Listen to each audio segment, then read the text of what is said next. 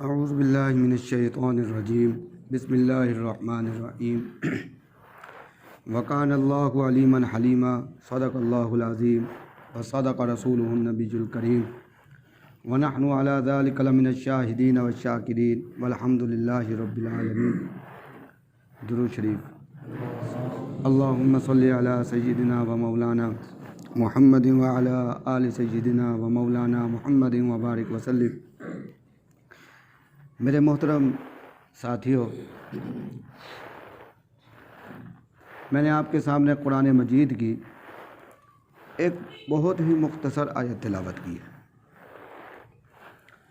اس آیت میں اللہ تبارک و تعالی نے فرمایا ہے کہ اللہ تبارک و تعالی کی جو ذات ہے وہ علم والی ذات بھی ہے اور حلم والی ذات بھی ہے۔ اللہ کے اندر علم بھی ہے، اللہ کے پاس علم بھی ہے، اللہ کے پاس حلم بھی ہے۔ اللہ تبارک و تعالی علم یہ ہے کہ جو علم اللہ کے پاس ہے وہ کسی کے پاس نہیں ہے۔ آدمی جو ارادہ دل میں کرتا ہے اللہ اس کو بھی جانتا ہے۔ ابھی اس نے ارادہ نہیں کیا اللہ اس کو بھی جانتا ہے۔ اور اللہ حلم والا بھی ہے۔ حلم والا یہ ہے کہ اللہ تبارک و تعالی تحمل رکھتا ہے۔ حلم برداشت، اللہ برداشت والے ہیں۔ قرآن مجید میں برداشت کے لیے ایک لفظ استعمال ہوتا ہے صبر کا، اور ایک لفظ استعمال ہوتا ہے حلم کا۔ صبر کا جو لفظ ہے اس کے معنی یہ ہیں کہ صبر اس کو کہتے ہیں کہ آدمی پر کوئی مصیبت آئے اور آدمی برداشت کر لے، آدمی کو کوئی تکلیف پہنچائے آدمی برداشت کر لے، اس کو صبر کہتے ہیں۔ اور حلم اسے کہتے ہیں کہ آدمی پر اگر کوئی آدمی تکلیف پہنچائے اور وہ انتقام لینے کی قدرت بھی رکھتا ہو اور پھر بھی قدرت لینے کے باوجود پھر بھی وہ معاف کر دے، اس کو حلم کہتے ہیں۔ تو اللہ تبارک و تعالی علم والے بھی ہیں، حلم والے بھی ہیں۔ اللہ کی ذات ایسی ذات ہے کہ وہ ذات جانتی ہے کہ اس انسان کے دل میں کیا ہے، وہ اب کیا کرنے والا ہے۔ اگرچہ انسان کا برا خیال ہوتا ہے، بری نیت ہوتی ہے، مگر اللہ جانتا ہے۔ حلم اتنا ہے کہ انسان گناہ کرتا ہے، غلط کام کرتا ہے، اللہ اس کو معافی فرما دیتے ہیں اور اس کی پردہ پوشی بھی فرما دیتے ہیں۔ یہ اللہ کا حلم ہے۔ اللہ تبارک و تعالی اگر چاہیں، اگر کوئی انسان دل سے کوئی برا ارادہ کرے، اللہ چاہیں تو اس کو سزا دے سکتے ہیں، مگر اللہ سزا نہیں دیتا۔ اس امت پر خاص اللہ کا کرم ہے، وگرنہ حضرت آدم علیہ السلام نے اجتہادی غلطی فرمائی تھی تو اللہ نے جنت کے کپڑے بھی اتروا دیے تھے اور ان کو زمین پر بھیج دیا۔ اس امت کا معاملہ یہ ہے کہ اللہ تبارک و تعالی اگر کوئی آدمی گناہوں کی وجہ سے کپڑے اتار دیتا ہے تو اللہ اس کو پہنا دیتا ہے، اور اللہ تبارک و تعالی فوری سزا نہیں دیتے اور گرفت بھی نہیں فرماتے۔ اسی وجہ سے کہا جاتا ہے کہ حدیث شریف میں آتا ہے کہ اللہ کے اخلاق اپناؤ، اللہ کے اخلاق اپناؤ، اور یہی ہے کہ اللہ کے اندر جو حلم ہے اس کو اپنایا جائے۔ قرآن مجید میں آتا ہے کہ ادفع باللتی ہی احسن۔ اللہ نے قرآن مجید میں اصول یہ بیان فرمایا ہے کہ برے چیزوں کو، برے کاموں کو ختم کرنے کے لیے نیکی کرو، اچھائی کرو۔ اسی وجہ سے یہی اصول ہے کہ جب آدمی کے کپڑے پلید ہو جاتے ہیں، ناپاک ہو جاتے ہیں، کبھی نہیں کہا گیا کہ اس ناپاک کپڑے کو ناپاک پانی سے دھو لو، کبھی نہیں کہا گیا۔ یہ کہا گیا ہے کہ اس ناپاک کپڑے کو پاک پانی سے دھو لو۔ اسی طریقے سے کہا کہ اگر آدمی گناہ گار ہے، اگر چاہتا ہے کہ اس کے گناہ دور ہو جائیں، دفع ہو جائیں، تو وہ نیکیاں کرے۔ نیکیاں کرنے سے گناہ دفع ہو جائیں گے، دور ہو جائیں گے۔ جس طریقے سے پاک پانی سے ناپاکی دور ہو جاتی ہے، اسی طریقے سے نیکیاں کرنے سے گناہ دور ہو جاتے ہیں۔ بعض اوقات تو ایسا ہوتا ہے کہ جب آدمی نیکیاں کرتا ہے تو جو پہلے اس کے گناہ ہوتے ہیں وہ گناہ بھی نیکیوں میں تبدیل ہو جاتے ہیں۔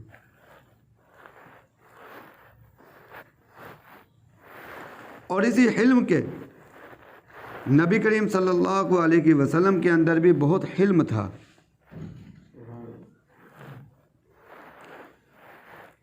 آپ کے اندر صبر تو تھا ہی، مگر صبر بھی حلم کی مقام تک پہنچا ہوا تھا۔ آپ کی پوری زندگی میں ہمیں حلم ہی نظر آتا ہے۔ حضرت عائشہ صدیقہ رضی اللہ عنہا جو ایمان والوں کی ماں ہیں، ان کے بارے میں آتا ہے کہ وہ فرماتی ہیں کہ جب میں کسی بات پر غصے میں ہوتی تھی، بیوی تھی، تو کسی بات پر اگر مجھے غصہ آتا تھا تو میری عادت، نبی کریم صلی اللہ علیہ وسلم میرا مزاج سمجھ جاتے تھے۔ جب میں غصے میں ہوتی تھی تو میں رب کعبہ کی قسم کھاتی تھی، جب میں غصے میں نہیں ہوتی تھی تو میں رب محمد کی قسم کھاتی تھی۔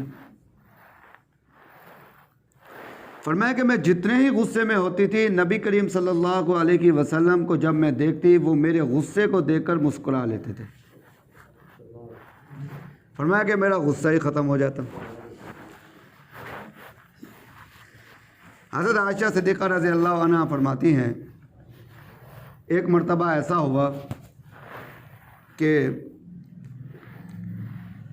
کوئی بات ہو گئی گھر میں، تو اسی دوران میرے والد محترم صدیق اکبر رضی اللہ عنہ تشریف لائے۔ جب وہ تشریف لائے تو نبی کریم صلی اللہ علیہ وسلم نے فرمایا کہ اے صدیق، آپ ذرا فیصلہ فرما دیجئے، ہم دونوں میں جو بات ہے اس کا فیصلہ فرما دیجئے۔ تو نبی کریم صلی اللہ علیہ وسلم نے حضرت عائشہ صدیقہ رضی اللہ عنہا سے فرمایا، آپ ان کو محبت سے حمیرہ کہتے تھے، فرمایا کہ حمیرہ، پہلے میں بات بیان کروں یا آپ بیان کریں گے؟ اب بیوی تھی، فرمانے لگی کہ ہاں پہلے آپ ہی بیان کریں، مگر شرط یہ ہے کہ آپ ٹھیک ٹھیک بات بیان کرنا۔ تو صدیق اکبر رضی اللہ عنہ کو غصہ آ گیا، بھئی نبی کو یہ بات کہنا کہ ٹھیک ٹھیک بات بیان کرنا۔ تو صدیق اکبر رضی اللہ عنہ نے ایک تھپڑ رسید کر دیا۔ حضرت عائشہ صدیقہ رضی اللہ عنہا ڈر کر نبی کریم صلی اللہ علیہ وسلم کے پیچھے چلی گئی، چھپ گئی کہ مجھے اور نہ مارے۔ اب نبی کریم صلی اللہ علیہ وسلم کا حلم یہ تھا، آپ نے فرمایا کہ ابو بکر، میں نے تمہیں فیصلہ کرنے کا کہا تھا، نہ کہ میں نے تمہیں سزا دینے کا کہا تھا۔ تو صدیق اکبر رضی اللہ عنہ یہ بات سن کر تھوڑی دیر بعد چلے گئے۔ تو نبی کریم صلی اللہ علیہ وسلم نے حضرت عائشہ صدیقہ رضی اللہ عنہا سے فرمایا کہ حمیرہ، میں نے تمہیں دوسرے تھپڑ سے بچا لیا ہے۔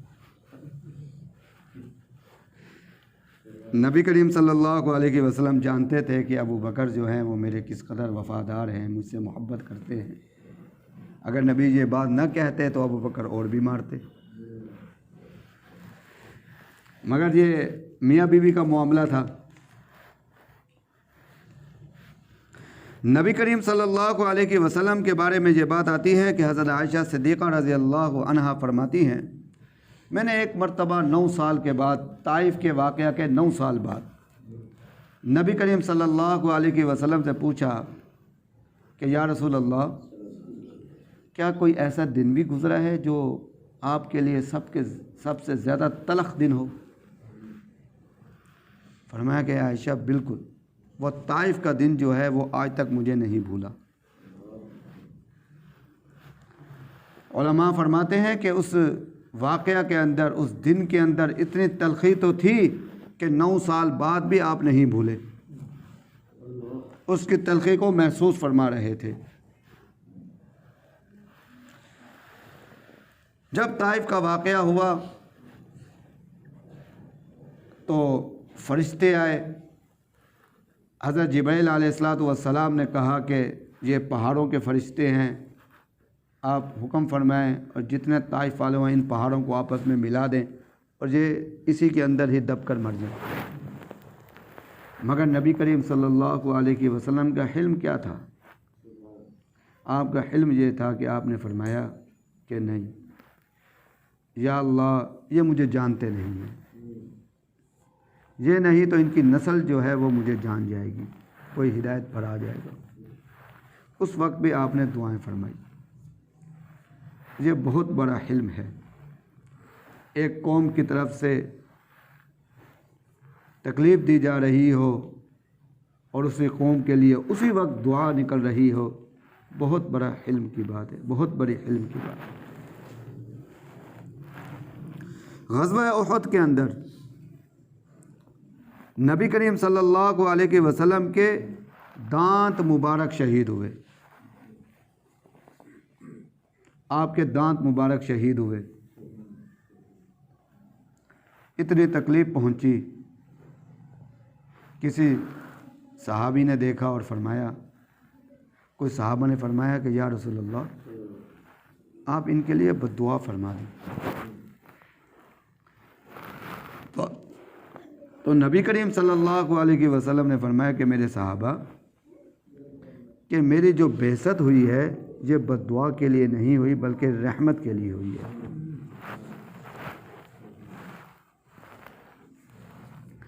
فرمایا کہ میری بعثت جو ہے وہ بد دعا کے لیے نہیں بلکہ رحمت کے لیے ہوئی ہے۔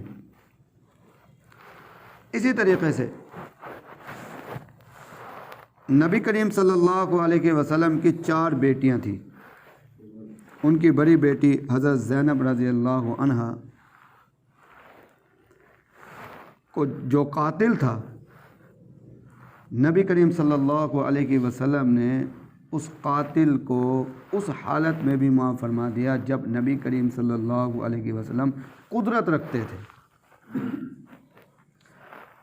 حضرت زینب رضی اللہ عنہا کے بارے میں آتا ہے کہ جب نبی کریم صلی اللہ علیہ وسلم مکہ مکرمہ سے مدینہ منورہ میں ہجرت فرما کر آ گئے تو حضرت زینب رضی اللہ عنہا کے جو شوہر تھے، خاوند تھے، انہوں نے اپنی زوجہ سے کہا، حضرت زینب رضی اللہ عنہا سے جو نبی کی بیٹی تھی، کہ آپ کو اختیار ہے، آپ چاہیں تو میرے ساتھ رہیں، آپ چاہیں تو ہجرت کر کے اپنے والد کے پاس چلے جائیں، یعنی نبی کریم صلی اللہ علیہ وسلم کے پاس چلے جائیں۔ تو حضرت زینب نے یہ فرمایا کہ میں اپنے والد کے پاس جانا چاہتی ہوں۔ تو حضرت ابو العاص رضی اللہ عنہ جو اس وقت مسلمان نہیں ہوئے تھے، انہوں نے اپنے چھوٹے بھائی کنانہ کے ساتھ ان کو روانہ کیا۔ تو یہ بات مکہ کے اندر پھیل گئی کہ نبی کی بیٹی مدینہ منورہ جا رہی ہے اور مکہ سے مدینہ جا رہی ہے۔ اس وقت سردار جو ہیں وہ ابو سفیان تھے، جو اس وقت مسلمان نہیں ہوئے تھے۔ انہوں نے کہا یہ کیسے ہو سکتا ہے کہ نبی کی بیٹی بڑی آسانی سے چلی جائے۔ تو حبار بن اسود کو آگے کیا اور اس نے اس اونٹنی کو نیزہ مارا جس اونٹنی پر نبی کریم صلی اللہ علیہ وسلم کی بیٹی موجود تھی،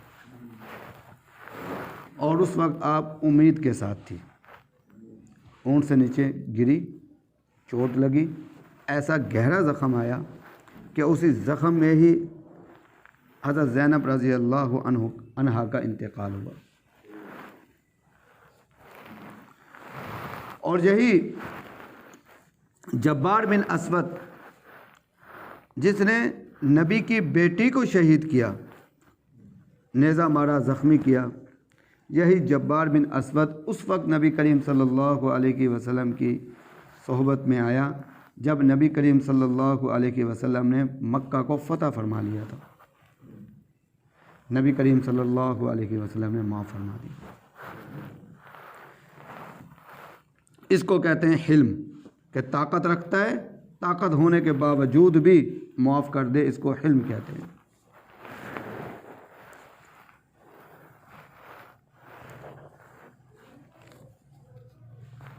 اسی طریقے سے صفوان بن امیہ کے بارے میں آتا ہے کہ یہ مکہ مکرمہ کے اندر اسلحہ کا اتنا بڑا ڈیلر تھا کہ قبائل میں جب لڑائی ہوتی تھی تو یہ اسلحہ کرائے پر دیتا تھا. صفوان بن امیہ رضی اللہ عنہ جو اس وقت مسلمان نہیں ہوئے تھے تو مکہ مکرمہ کے اسلحہ کے بہت بڑے ڈیلر تھے.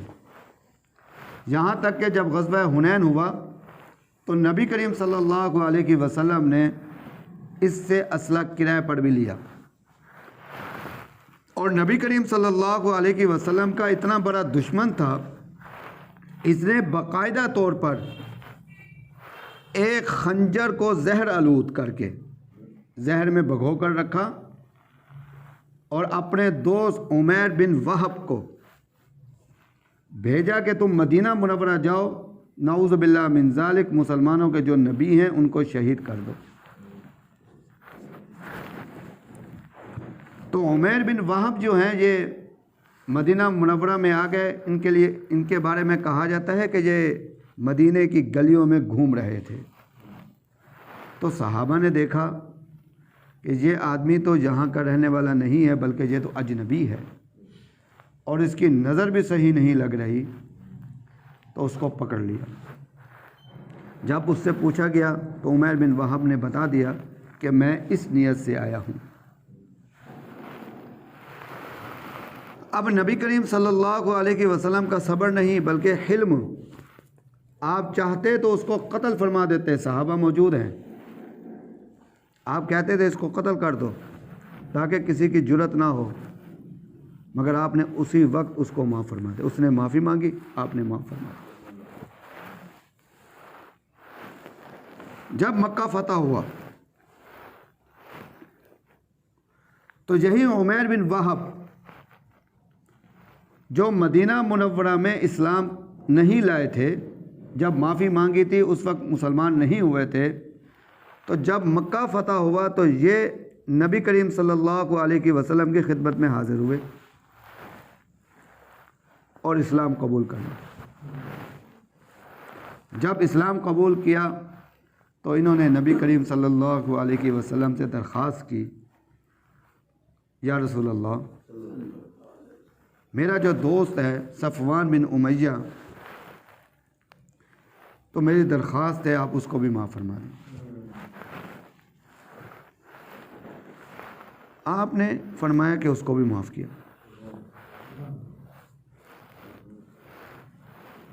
حالانکہ اس قدر دشمن تھا نبی کریم صلی اللہ علیہ وسلم کا، آپ نے ایک لمحے میں اس کو معاف فرما دیا. اور دوسری طرف یہ بات تھی کہ صفوان بن امیہ کے وہم میں بھی، گمان میں بھی یہ بات نہیں تھی کہ مجھے نبی معاف فرما دیں گے. وہ مکہ سے نکل پڑا. بہت سارے لوگ نکلے کہ ہم ان کے ہاتھ چڑھ گئے تو یہ ہمیں مار دیں گے.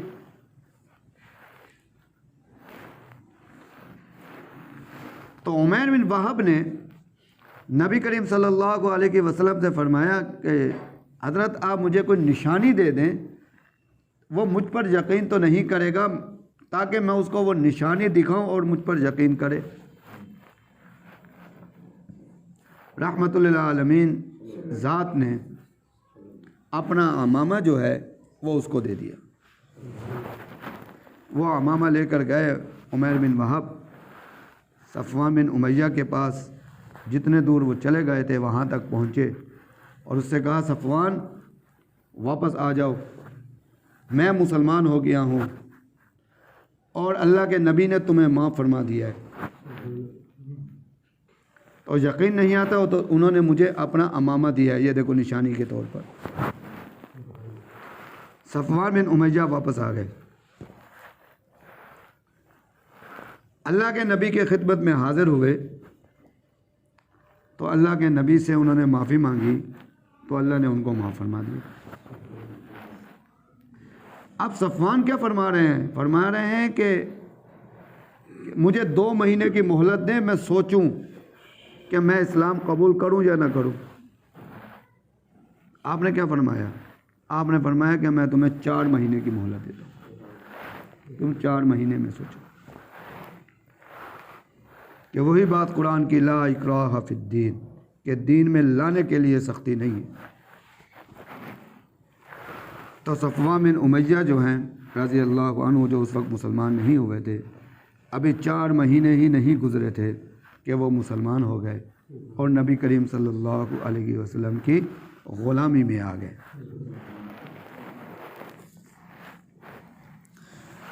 نبی کریم صلی اللہ علیہ وسلم جب غزوہ خیبر سے واپس آئے تو راستے میں ایک عورت نے ان کی دعوت کی اور گوشت کے اندر اس نے زہر ملا دیا۔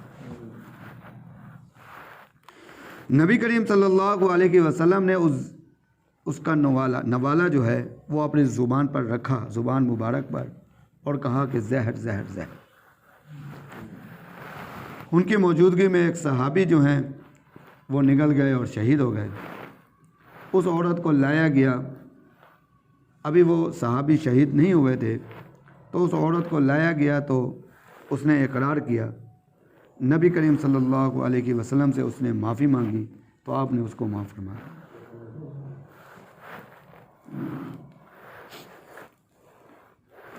اسی طریقے سے ایک بدو کا واقعہ آتا ہے،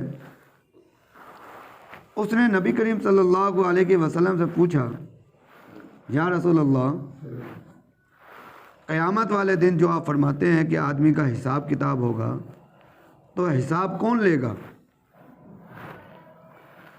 تو آپ نے فرمایا کہ اللہ لے گا۔ پوچھا کہ اللہ خود لے گا؟ فرمایا کہ ہاں اللہ خود لے گا۔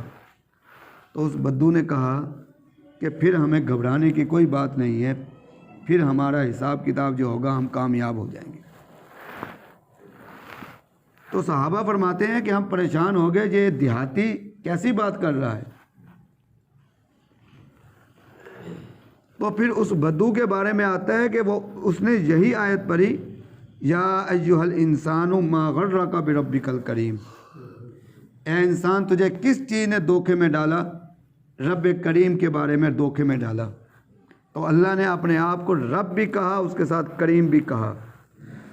تو علماء فرماتے ہیں، مفسرین لکھتے ہیں، کریم اس کو کہتے ہیں جب وہ کسی پر گرفت کرتا ہے، گرفت کرنے کے بعد جب وہ آدمی اس کے پاس پہنچ جاتا ہے تو پھر اپنی کریم ہونے کی ذات کی وجہ سے وہ اس کو معاف فرما دیتا ہے۔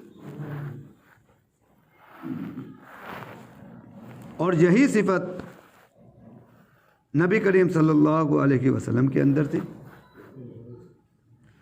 کوئی جتنا مرضی بڑا دشمن ہوتا، مخالف ہوتا، اور وہ آتا، آ کر جو ہے وہ معافی مانگتا اور معاف کرتا۔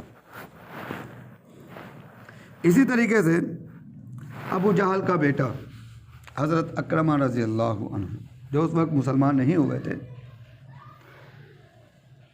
جب مکہ فتح ہو گیا، حضرت اکرمہ رضی اللہ عنہ وہاں سے بھاگ کھڑے ہوئے۔ ان کو یقین تھا کہ میں ایسے شخص کا بیٹا ہوں اور میرے ایسے ایسے کام ہیں، اگر میں ان کے ہاتھ لگ گیا تو یہ مجھے قتل کر دیں گے۔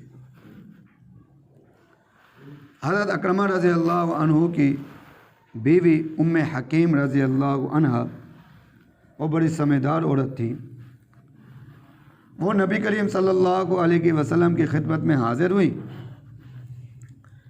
اور معافی مانگی، اسلام قبول کر لیا۔ فرمایا، یا رسول اللہ، میں تو مسلمان ہو گئی ہوں، اگر میں اپنے خامند کو لاؤں، آپ کے پاس لاؤں، کیا اس کے لیے بھی کوئی معافی ہے؟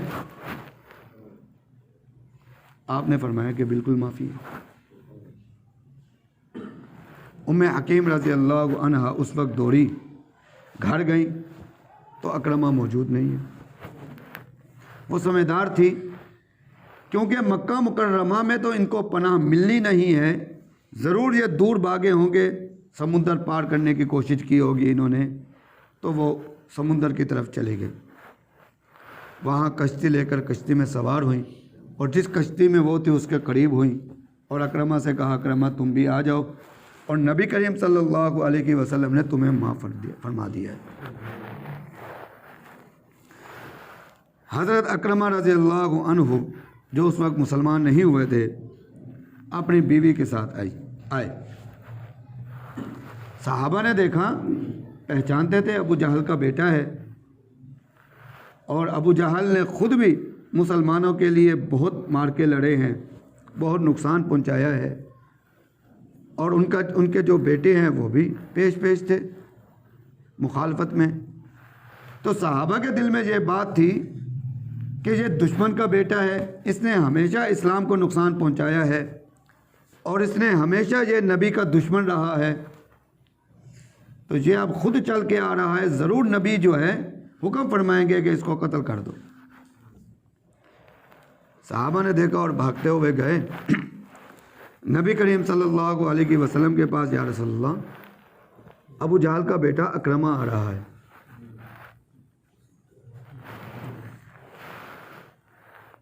آپ کے مزاج پر حلم غالب تھا۔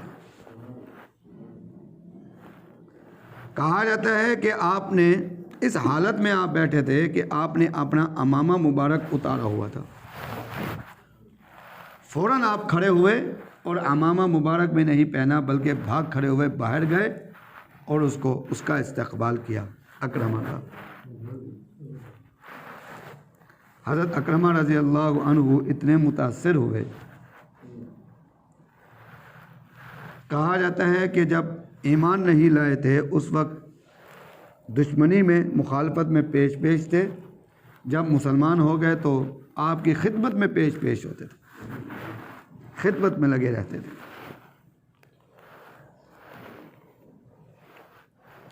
اسی طریقے سے حضرت وحشی رضی اللہ عنہ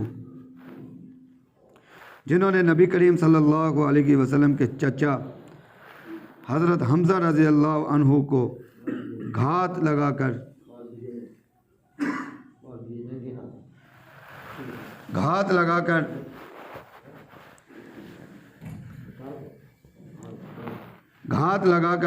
شہید کیا، جب نبی کریم صلی اللہ علیہ وسلم کی خدمت میں حاضر ہوئے تو نبی کریم صلی اللہ علیہ وسلم نے ان کو بھی معاف فرما دیا۔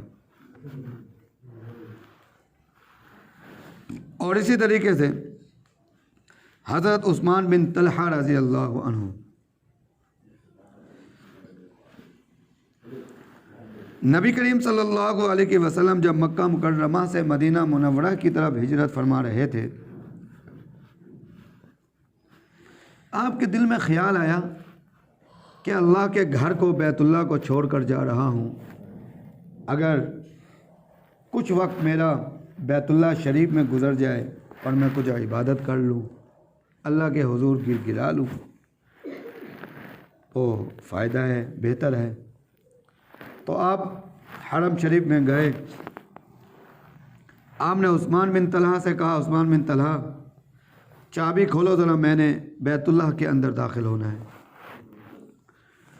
عثمان بن طلحہ نے اس وقت یہ رویہ اختیار کیا، فرمایا کہ جہاں سے آئے ہو وہیں واپس چلے جاؤ، تمہارے لیے اس بیت اللہ کو نہیں کھولا جائے گا۔ عثمان بن طلحہ کو نبی کریم صلی اللہ علیہ وسلم نے فرمایا کہ عثمان بن طلحہ ایک وقت آئے گا کہ جہاں پر میں کھڑا ہوں وہیں پر تم کھڑے ہوگے، اور جہاں تم کھڑے ہو وہیں پر میں کھڑا ہوں گا۔ جب نبی کریم صلی اللہ علیہ وسلم نے مکہ کو فتح فرمایا، عثمان بن طلحہ کو بلایا، جاؤ عثمان بن طلحہ کو لے آؤ۔ عثمان بن طلحہ کے بارے میں آتے ہیں کہ جب ان کو لایا گیا وہ کانپ رہے تھے، ان کے ذہن میں برے خیالات چل رہے تھے، معلوم نہیں میرے ساتھ کیا ہوگا۔ فرمایا کہ عثمان بن طلحہ چابی لاؤ۔ عثمان بن طلحہ نے فوراً چابی دے دی۔ فرمایا کہ عثمان بن طلحہ تمہیں یاد ہے وہ وقت جب میں نے تمہیں درخواست کی تھی کہ میرے لیے بیت اللہ کو کھولو، تم نے منع کر دیا تھا، اور میں نے تمہیں کہا تھا کہ ایک وقت آئے گا کہ تم میری جگہ پر اور میں تمہاری جگہ پر کھڑا ہوں گا، وہ بات یاد ہے؟ عثمان بن طلحہ ڈرتے ہوئے کہا جی۔ نبی کریم صلی اللہ علیہ وسلم نے چابی منگوائی، ان سے چابی لی اور بیت اللہ کا دروازہ کھولا گیا۔ نبی کریم صلی اللہ علیہ وسلم بیت اللہ کے دروازہ کھولا گیا تو اندر تشریف لے گئے۔ صحابہ کرام رضوان اللہ علیہم اجمعین بھی اندر گئے، تھوڑی دیر کے بعد پھر واپس آ گئے۔ فرمایا کہ عثمان بن طلحہ کو بلاؤ۔ اس وقت حضرت علی رضی اللہ عنہ یہ بات فرماتے ہیں کہ میرے دل میں خیال پیدا ہوا کہ اتنا بابرکت اللہ کا یہ گھر ہے، اس کی چابی نبی کریم صلی اللہ علیہ وسلم یا تو مجھے دے دیں گے یا میرے چچا، اپنے چچا حضرت عباس رضی اللہ عنہ کو دے دیں گے۔ فرمایا کہ ایسا نہیں ہوا۔ نبی کریم صلی اللہ علیہ وسلم نے فرمایا کہ عثمان بن طلحہ کو بلاؤ۔ پھر عثمان بن طلحہ کو بلایا گیا، لایا گیا۔ عثمان بن طلحہ کانپ رہے ہیں۔ فرمایا کہ عثمان بن طلحہ یہ لو چابی۔